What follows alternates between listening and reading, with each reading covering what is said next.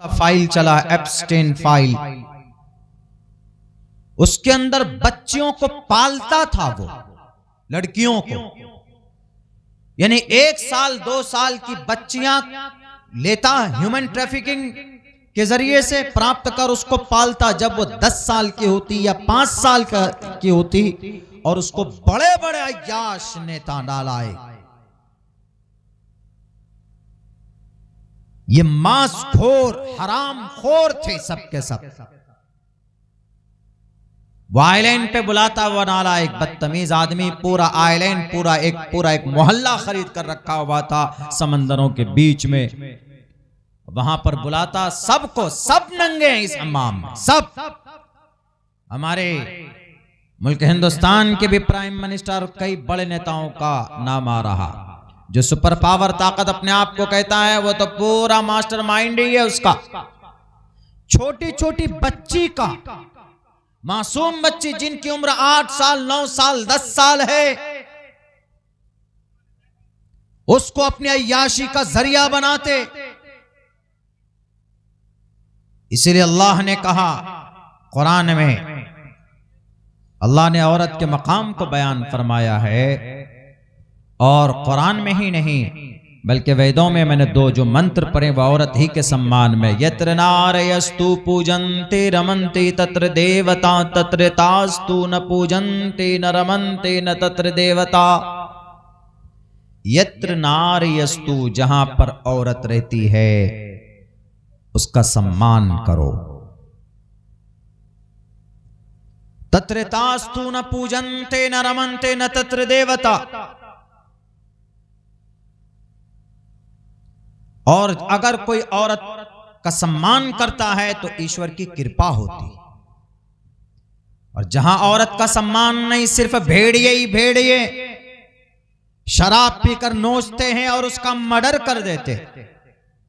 सन 2012 के अंदर दिल्ली के अंदर निर्भया कांड हुआ। उसके बाद फिर उत्तर प्रदेश में मथुरा में एक दलित बच्ची का रेप हुआ, उसको जलाकर मार दिया गया।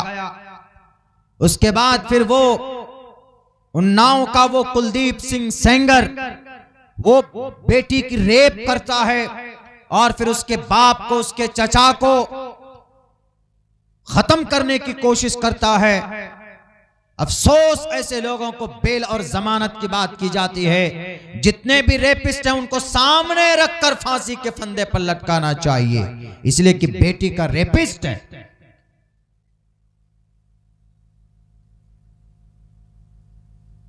यह औरत का सम्मान नहीं है। तत्र तास्तु न पूजन्ते न रमन्ते न तत्र देवता। औरत का जहां सम्मान नहीं होगा वहां पर औरत, वहां ईश्वर की कृपा नहीं होती है, फिर तरक्की नहीं होगी वहां पर। औरत को सम्मान दिया मजहब इस्लाम, इतना सम्मान दिया कि मां बनाया, बहन बनाया। और इन मां और बहनों ने इतनी कुर्बानी की कि इमाम बुखारी जैसे मुहद्दिस को पैदा किया। इमाम बुखारी कुरान करीम के बाद इस जमीन पर सबसे बड़ी और सबसे कामयाब तरीन कोई किताब है हमारे लिए तो वो बुखारी शरीफ है। सही है न है, बुखारी है, मुस्लिम है, साए सित्ता, पूरी किताब। लेकिन उनमें सबसे ऑथेंटिक कोई किताब है तो बुखारी शरीफ। आपको मालूम है कि बुखारी, इमाम बुखारी बचपन में वालिद मोहतरम का इंतकाल हो गया था, डेथ हो गया था उनका। लेकिन उनकी मां ने, उनकी बहन ने परवरिश करके, कोशिश करके, मेहनत मजदूरी करके बुखारी का इमाम बुखारी बनाया। यह है औरत। रियल में औरत का इस्तेमाल, सही इस्तेमाल अगर कहीं पर किसी सिस्टम ने किया है तो मजहब इस्लाम ने किया। और दुनिया इसको कामयाब मानती। वो डोनाल्ड ट्रंप नाहंजार 8 साल और 10 साल की बेटियों के साथ उसकी तस्वीरें और वीडियो वायरल, दुनिया खामोश है। कई लाख बच्चियों का, कई लाख बच्चियां गायब हुई।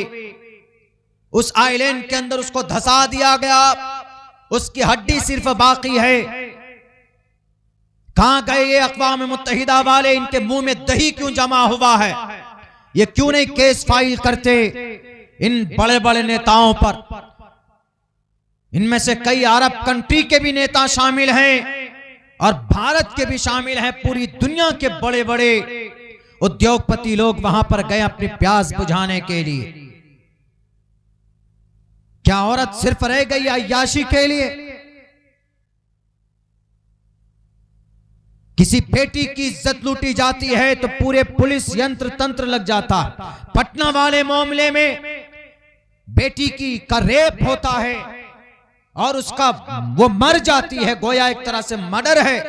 अभी तक उसके रेपिस्ट को पकड़ने के लिए अब बिहार पुलिस ने अभी कोई ठोस कदम नहीं उठाया। यहाँ का डीआईजी उसके मां से कहता कि तुम केस वापस ले लो, तुम्हारी बेटी सुसाइड से मरी है। सुबह बिहार के डीआईजी साहब, आपका सबसे बड़ा ओहदा होता है पुलिस डिपार्टमेंट में, डीआईजी से बड़ा स्टेट में कोई नहीं होता।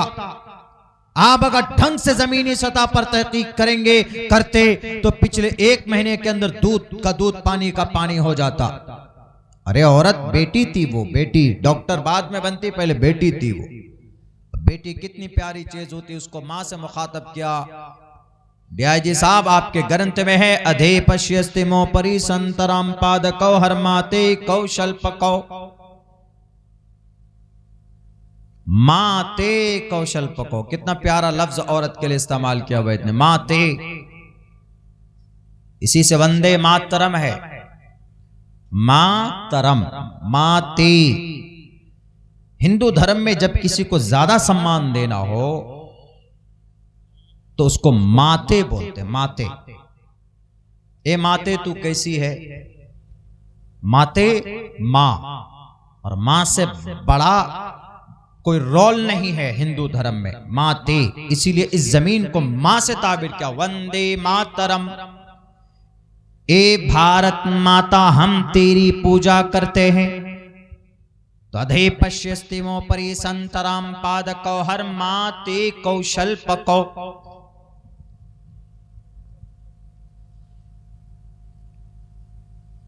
यानी इतना प्यारा खिताब दिया औरत को, माते। डीआईजी साहब, माते कहा, पढ़िए ना कभी कभी ऋग्वेद, पता चलेगा कि औरत को क्या सम्मान दिया है। मगर यह है कि अब बस पूरी साजिश चल रही है, लीपा पोती बंद करो, गोली खाकर मर गई। यकीनन दिल से अगर पूछे तो औरत को इंसाफ और औरत की आवाज बुलंद अगर कहीं पर हुई है तो मजहब इस्लाम। अम्मा आयशा सिद्दीक़ा रज़ी अल्लाह ताला अन्हा के ऊपर तुहमत लगा, इल्जाम लगाया जिना का। कई दिन तक अम्मा आयशा परेशान रही, यहां तक कि जनाबे मोहम्मद रसूलुल्लाह सल्लल्लाहु अलैहि वसल्लम भी परेशान रहे, वही नहीं उतरी। अम्मा आयशा अपने मैके चली गई अबू बकर सिद्दीक के पास। उन्हें उम्मीद थी कि सारे लोग मेरे मुखालिफ हैं, मुझे सही मानने के लिए तैयार नहीं है। यहां तक कि उमर फारूक ने यह भी कहा, अल्लाह के नबी आप छोड़ दीजिए आयशा को, दूसरी लड़की से शादी आपकी करवा देंगे। अल्लाह के नबी अलैहिस्सलातु वस्सलाम भी परेशान, व फरमाते कि आयशा अगर तुमसे गलती हुई है तो तुम तौबा करो, इसलिए कि अल्लाह तबारक व तआला रहमान और रहीम है। अल्लाह बहुत बड़ा मेहरबान निहायत रहम वाला है, अल्लाह बख्श देगा, अल्लाह गफूरुर रहीम है, अल्लाह सत्तारुल अयूब है, अल्लाह सबके पर्दा, सबके गुनाह पर पर्दादारी करता। अगर अल्लाह तबारक व तआला सबके गुनाह को ओपन कर देना तो हम एक दूसरे के पास बैठना गवारा नहीं करेंगे। सत्तारुल अयूब इसलिए अल्लाह पर्दादारी करता है, छुपाता है, लोगों के ऐबों को छुपाता ताकि वो सुधर सके। तो आयशा सिद्दीक़ा रज़ी अल्लाह ताला अन्हा को एतमाद था कि जब मैं सही हूं, अब मुझे कभी उम्मीद है मेरे अल्लाह पर कि अल्लाह तबारक व तआला जरूर मेरे लिए कोई ना कोई बंदोबस्त फरमाएगा, मेरी बरात का ऐलान करेगा। मेरे भाइयों, आपको पता है कई दिन परेशान रहने के बाद अम्मा आयशा रो रो कर उनकी आंखें फूल गई थी। अल्लाह के नबी अलैहिस्सलाम परेशान, वही नहीं आई। अबू बकर सिद्दीक परेशान, उनकी मां परेशान अम्मा आयशा। 16 आयतें आसमान से जमीन पर नाजिल हुई अम्मा आयशा की पवित्रता को बयान करने के लिए। सूरह नूर पढ़िए, 18 पारे, 16 से 17 आयतें पेश हुई आसमान से जमीन पर। ए दुनिया वालों, अगर तुम ये कहते हो कि कुरान में औरत को इज्जत नहीं दी है तो उठाओ कुरान, पूरी औरत के नाम पर एक सूरत अल्लाह ने नाजिल फरमाई, औरत के नाम पर। न ऋग्वेद में औरत के नाम पर कोई अध्याय है, न यजुर्वेद में है, न सामवेद में है, न अथर्ववेद में है, न रामायण में है, न महाभारत में है, न गीता में है, न उपनिषद में है, न बाइबल में है, न मता है, न मरकस, न लुका, यूहन्ना, बरयास, तलमुद आदि ग्रंथ किसी में भी नहीं। लेकिन कुरान के अंदर औरत के नाम पर एक पूरी सूरत है, सूरतुन निसा, सूरह औरत।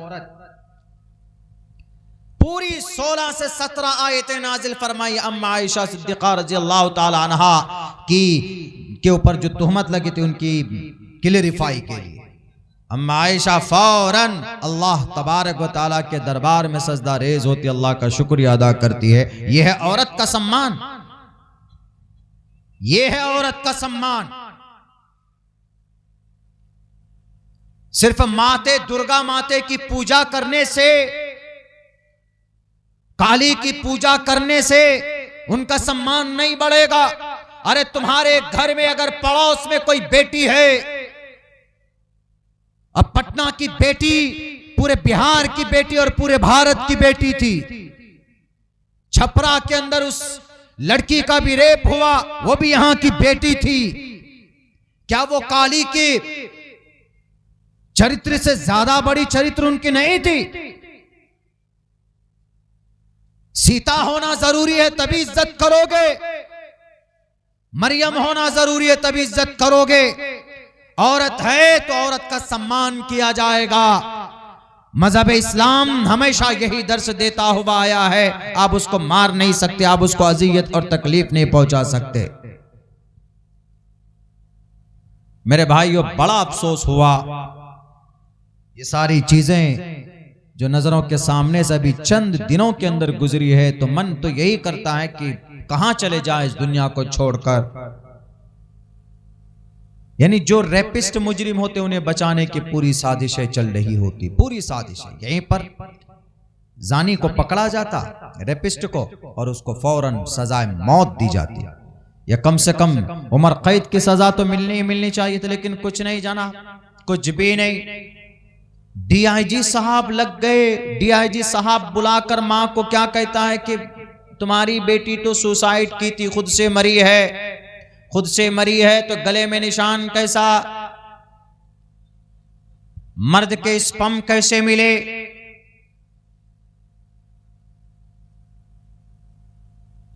अगर कोई जिना करता है तो कुरान में क्या सजा है? शरीयत में यह सजा है कि उस आदमी को उसके ऊपर कोड़े बरसाओ। शादीशुदा है तो उस पर कोड़े बरसाओ, ऐसे लेदर वाला कोड़ा, चमड़े का कोड़ा, ऐसे बरसाओ उसके ऊपर कि उसकी खाल निकलकर बाहर आ जाए। और अगर गैर शादीशुदा है तो उसको गड्ढा खोदो, कमर तक उसको धंसा दो, अब टाइट से उसको मट्टी डाल करके हिल ना पाए, और फिर चारों तरफ से लोग पत्थर मारो उसके सर पर। क्यों? जिना किया। यही सजा पटना की बेटी की मुजरिम को, रेपिस्ट को अगर दी जाती तो बिहार के अंदर किसी भी बेटी की इज्जत पर कोई नौजवान हाथ डालने की जुर्रत नहीं करता। अरे नहीं, बड़ी सख्त सजा है भाई, लेकिन नहीं, बचाया गया। अल्लाह का कुरान कहता है वला तअखुदुकुम बिहिमा राफतुन फी दीनिल्लाह। अल्लाह का कुरान कहता है कि अल्लाह की शरीयत में अगर फातिमा भी, आयशा भी, अबू बकर सिद्दीक भी अगर शरीयत में कोई कोताही करे तो कोई रियायत नहीं की जाएगी कि नहीं जनाब ये अबू बकर सिद्दीक है, ये आयशा है, ये फातिमा है, अल्लाह के नबी की नूर नजर फातिमा है, ये हुसैन है, या ये फला सहाबी है, उस्मान है, अली है, उमर है, इनका मकाम है जनाब, रियायत कर दी जाए। जैसे दुनिया के अंदर घोटालेबाज नेता करता है, जैसे दुनिया के अंदर दुनियादार पुलिस वाले करते हैं, जैसे दुनिया के अंदर जज करते हैं। उनके पास किसी नेता का फोन आया, अरे तुम जो केस चला रहे हो वो हमारा भांजा है जी, क्या हुआ, बेटी की तो रेप किया है, जरा देख लीजिएगा, आपको आपका हिस्सा पहुंच जाएगा, बस फैसला बदल गया। लेकिन इस्लाम क्या कहता है? शरीयत कहती है वाला ताखुदुकुम बिहिमा राफतुन फी दीनिल्लाह। अगर कोई मंत्री का बेटा है, अगर कोई सीएम का रिश्तेदार है, और अगर कोई उद्योगपति का कोई रिश्तेदार है, अल्लाह का कुरान कहता कुछ नहीं देखा जाएगा, उसको सजा मिलेगी, सजा मिलेगी, सजा। अगर काश अल्लाह के इस कुरान के हिसाब से फैसला होता तो आज हमारे समाज की बेटियों की इज्जत महफूज होती। वो जो फाइल लोगों के सामने में निकल कर आया है, एप्स्टेन फाइल, इसके मुजरिम को भी सजा मिलती। इसीलिए हम कहते हैं यूनाइटेड नेशन से, अक़वाम मुत्तहिदा से आप कुरान का हुक्म 1 साल लागू कर दीजिए पूरी दुनिया में। जो कंट्री आपके अंदर है, यूनाइटेड नेशन एक पूरी दुनिया का सुप्रीम कोर्ट है एक तरह से। कोई भी मामला होता है तो वहां पर लेकर जा सकते हैं, लेकिन जाते नहीं है, वहां पर उठाया जाता, वो भी एक तरह से पक्षपात करते हैं। वो भी अक़वाम मुत्तहिदा, यूनाइटेड नेशन जिसको बोलते हैं, आप इस कुरान का खुसूसन औरत के ताल्लुक से कुरान के हुक्म को लागू कीजिए, देखिएगा जिना का बाजार गर्म होता है कि खत्म होता है, एकदम खत्म होगा। मेरे कैफ हमसे तो कहा गया भाई मंत्र पढ़िएगा, तो हमने 2 मंत्र आपके सामने पढ़कर औरत के सम्मान के ताल्लुक से हमने आप लोगों के बीच में ये बात रखी।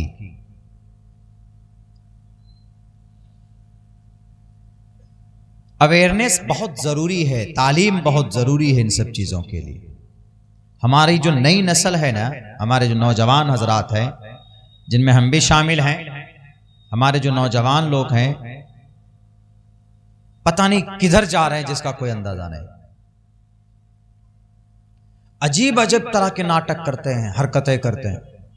अभी हम कहाँ गए थे प्रोग्राम में, गालिबन इधर रांची की तरफ एक प्रोग्राम था, 5-6 किलोमीटर दूर तक लेके गया था, और बाइक में सलेंसर ऐसा लगा के लाया था लगता कान फोड़ देगा, उसी लिए लाया था, बताइए। और सिर्फ नारे तकबीर हम कहे उनको, हमने कहा कि देखो भाई कितनी गाड़ियां जी, इतनी गाड़ियां बाइक है, अलग कल्चर है।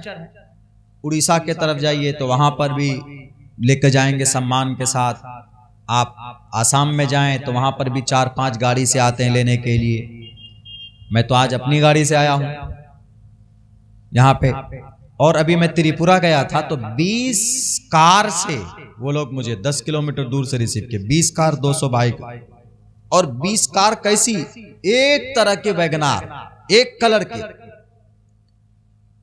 अब उनका एक वो था, तो कई जगह तो अलग अलग, कई जगह बोलते हैं मारे तकबीर, अल्लाह अकबर, तकबीर को मारता।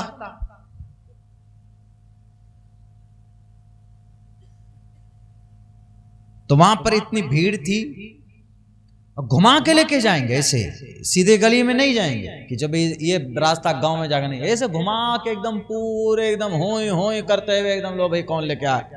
बाद जगह कहते खड़े हो जाइए हजरत, बिल्कुल वो खोल के सनरूफ खोल करके हाथ हिलाई। हमने कहा नेताजी हैं, वोट मांगने आए क्या? हाथ हिला के कहे हम आ गए। भाई गैर इस्लामी तरीका। हाँ, 2, 4, 10, 5 आदमी अगर आप इस्तिकबाल में लेके आना चाहते तो लेके आइए इत्मीनान से।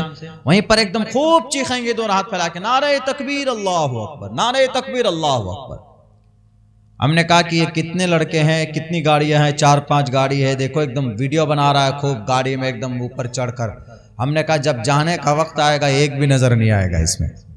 अभी तो दुल्हन बना के लेके जा रहे हो, और लेकिन जब छोड़ने की बारी आती है रात को 2, 2:30, 3 बजे, तो मुतल्लका औरत की तरह छोड़ देता है, पहचानता ही नहीं। कमेटी वाला ऐसे गायब होता है जैसे गधे के सर से सींग गायब हो गया। जो मगरिब के वक्त में आइए शेख, आइए हुजूर, किधर हैं? 2-3 बजे, हर कोई नहीं, अक्सर ऐसा होता है, अक्सर। हमने कहा एक भी नजर नहीं आएगा, वही हुआ।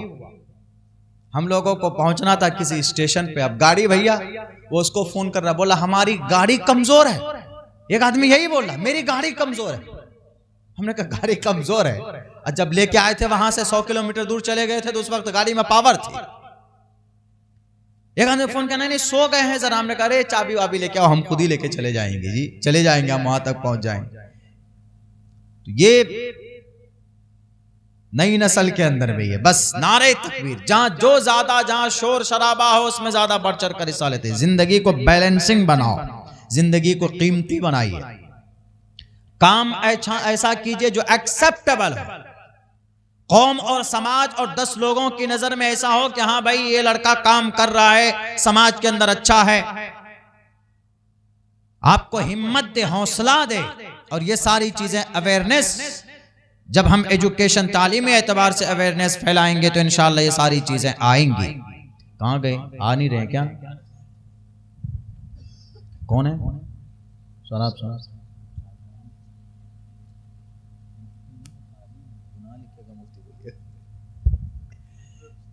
मेरे कैफ। अभी एक आपके महबूब पसंदीदा खतीब आने वाले, उनको भी सुन ही लीजिएगा।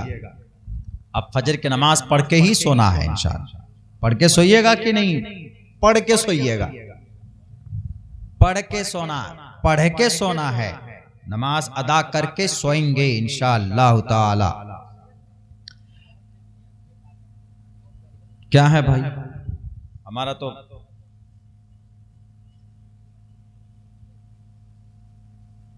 आपसे सवाल है, अगर मैं कुरान और हदीस की बातों को वीडियो बनाकर यूट्यूब या फेसबुक में शेयर करना चाहूंगी मेरी भाई, तो मेरा इस्लाम औरत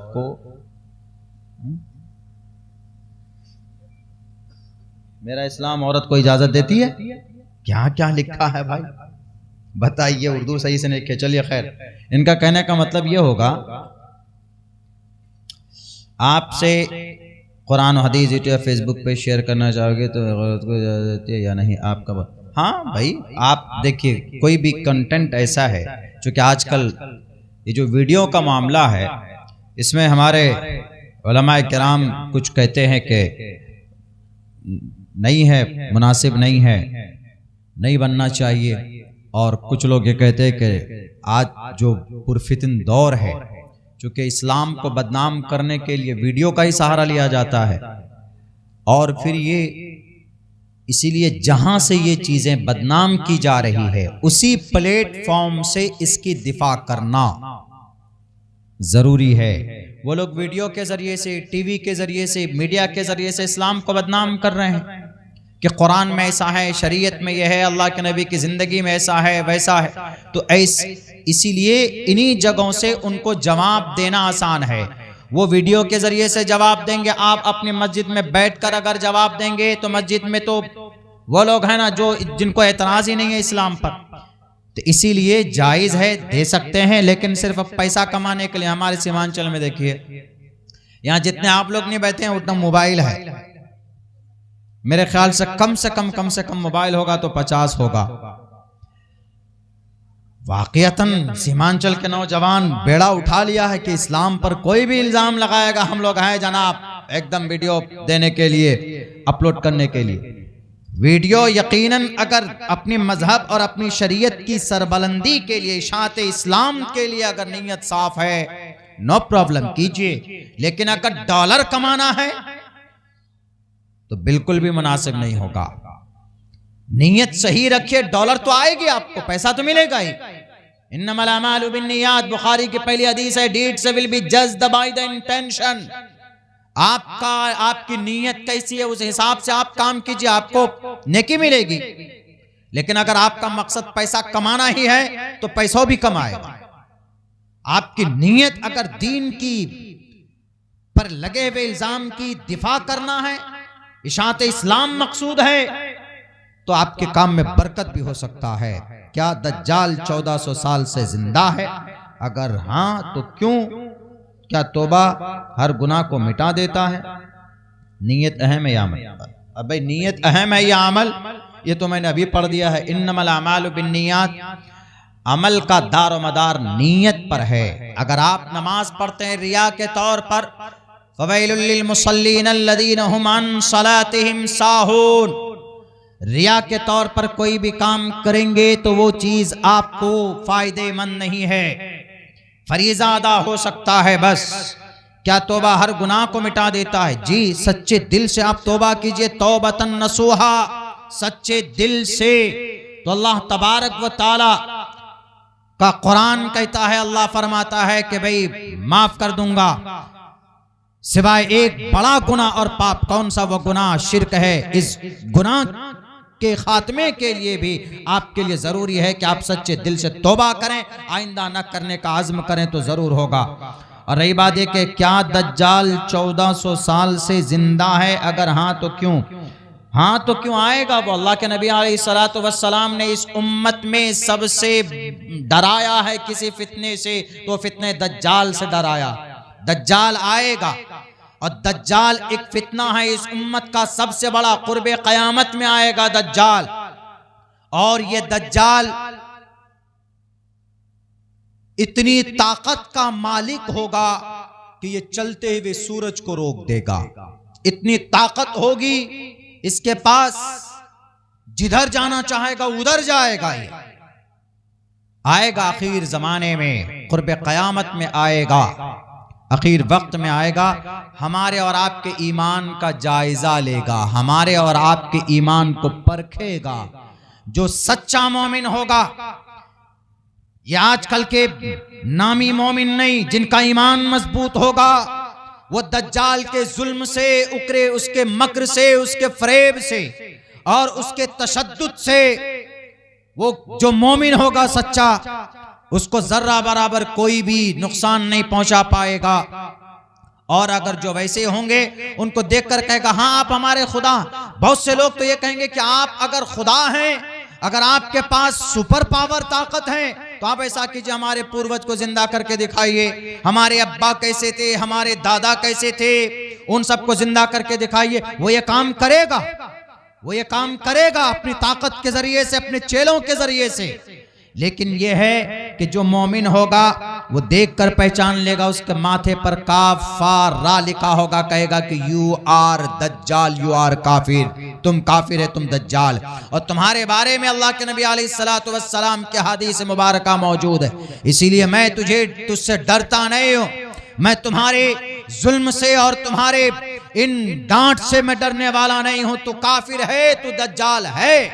तो दज्जाल का वजूद है, दज्जाल आएगा। पहले बात तो आज हमारी इस जमाने का दज्जाल कौन है? इस जमाने का दज्जाल तो मदारिस को बंद करने वाले, हमारी शरीयत पर पाबंदी करने वाले, कभी कभी दज्जाल हमारी बहन बेटी की इज्जत लूटने वाला, रेपिस्ट को बचाने वाले पुलिस वाले दज्जाल है। और कभी कभी कौम और समाज के अंदर जो नाइंसाफी हम लोग पैदा करते हैं, हम खुद दज्जाल हैं, हम खुद ही दज्जाल हैं। मेरे भाइयों, अल्लाह से दुआ कीजिए कि अल्लाह तबारक व तआला काना दज्जाल, काना होगा आंख से कमबख्त, उसके फितनों से इस उम्मत को बचाए, हम सबको बचाए। और इस वक्त जो हालात है, अल्लाह इन हालात को बेहतर से बेहतर कर दे। बहुत बहुत शुक्रिया, जज़ाकल्लाह। अस्सलामु अलैकुम व रहमतुल्लाहि व बरकातहू। लग रहा है जैसे बिल्कुल नस है। वालेकुम अस्सलाम व रहमतुल्लाहि व बरकातहू। शुक्रिया, जज़ाकल्लाह, बारकल्लाह फीकुम। नाज करता है जमाना, नाज को भी नाज है, नाज करता है जमाना, नाज को भी नाज है। आप बुलंदी पे रहे, यही दिल की आवाज है। हजरत सामीन, शेख का खिताब बिल्कुल मुदल्लल